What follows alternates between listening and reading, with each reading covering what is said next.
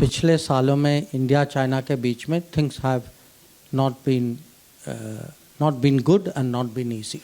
93 में और 96 में 2 अग्रीमेंट्स हुई थी। अगर कोई मूवमेंट भी होगी इस संख्या से ज़्यादा वो दूसरे साइड को बताएंगे और तभी मिलिट्री मूवमेंट होगी। 2020 में इन्होंने चीनियों ने इसका उल्लंघन किया।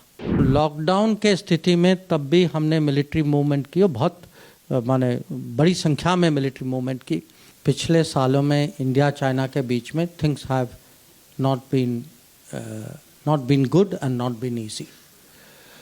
एंड इसका कारण, मुख्य कारण ये है कि हमारे बीच में कुछ अग्रीमेंट्स थी, सालों से थी, और ये लिखित माने ये कोई ऐसा कोई समझौता जो था माने कोई इनफॉर्मल नहीं था, बहुत स्पष्ट था।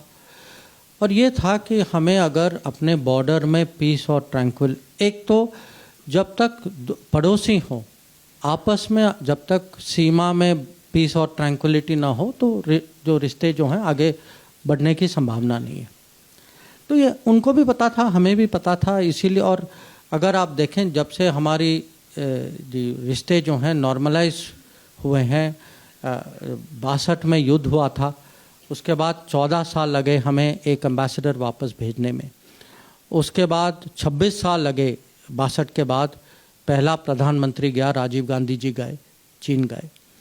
और 93 में और 96 में 2 अग्रीमेंट्स हुई थी, उसके बाद भी हुई थी 2005, 6, 12, 13।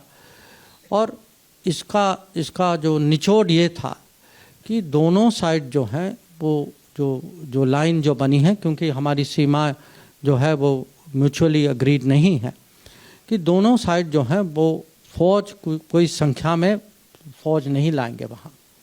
और अगर कोई मूवमेंट भी होगी इस संख्या से ज़्यादा वो दूसरे साइड को बताएंगे और तभी मिलिट्री मूवमेंट होगी।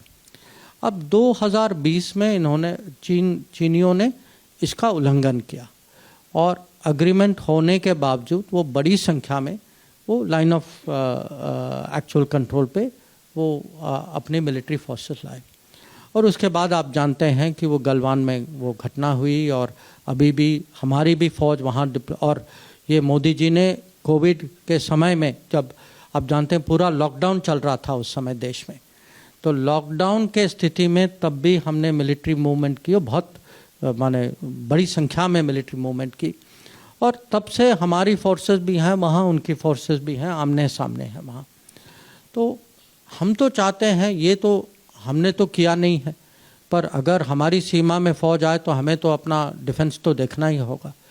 तो हमारी जो अप्रोच है उनको, और ये मैंने खुद मेरे जो काउंटर पार्ट हैं उनको समझाया है कि जब तक आप बॉर्डर में इसका कुछ सोल्यूशन नहीं निकालेंगे और अगर ये आमने सामने फोर्सेस ऐसे ही रहेंगे और उस तनाव रहेगा, तो आपको ये अपेक्षा नहीं रखनी चाहिए कि बाकी रिश्ते जो हैं वो माने नॉर्मल तरीके से चलेंगे, वो असंभव है। तो ये नहीं है कि आप यहाँ झगड़ा करो और वहाँ बिजनेस करो, ये माने इसको आप ऐसा लाइन नहीं कर सकते। तो आगे देखना होगा, अब डिप्लोमेसी जारी है, तो कभी कभी जो ऐसी मुश्किल स्थिति जो है वो एक जल्दीबाजी में इसका उपाय नहीं निकलता, तो हम लगे हुए हैं। Detailed analysis, in-depth interviews and explainers. Follow the Times of India.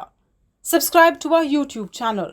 Don't forget to like our videos and hit the bell icon to stay updated with the latest.